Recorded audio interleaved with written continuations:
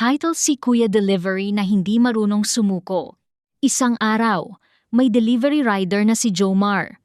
Hindi siya sikat, hindi rin mayaman pero kilala siya sa barangay bilang yung laging natatawa kahit walang dahilan.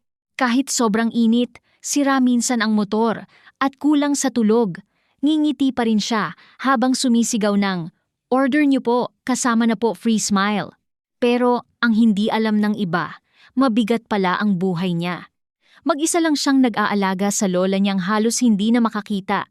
Minsan, wala silang ulam kanin at toyo lang. Pero kapag tinanong mo siya kung okay lang siya, sasagot lang siya ng, "Okay lang to, level up challenge lang to sa buhay." Isang araw, may dumating na malaking order sobrang layo, sobrang laki ng bayad. Sabi niya, "Eto na yon, baka ito na ang blessing namin ni Lola." Pero sa kalagitnaan ng biyahe, tumirik ang motor niya.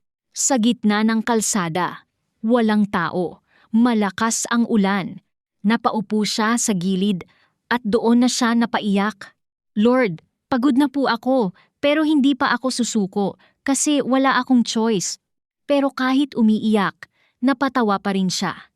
"Grabe ka naman Lord, may pa-effects ka pa ng ulan, parang teleserye ah." May dumaan na sasakyan, huminto. Isang matandang lalaki ang bumaba at tumulong sa kanya. Tinulungan siya ayusin ang motor at sinamahan pa siyang ihatid ang order. Pagdating nila sa bahay ng customer, nagulat si Jomar. Yung customer, siya rin palang tumulong sa kanya.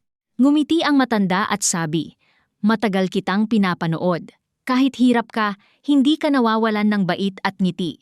Gusto kitang tulungan." Inabot niya ang bayad, pero hindi lang normal na bayad. Sobrang laki, at may kasama pang mensahe. "Para sa'yo at sa lola mo, simula pa lang to." Pag-uwi ni Jomar, yakap niya agad ang lola niya.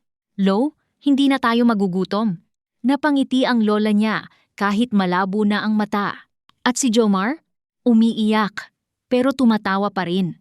"Grabe ka talaga Lord, ang drama mo pero ang ganda ng ending."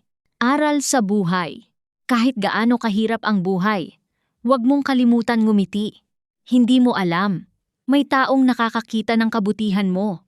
At minsan, ang plot twist ng buhay, reward sa hindi pagsuko.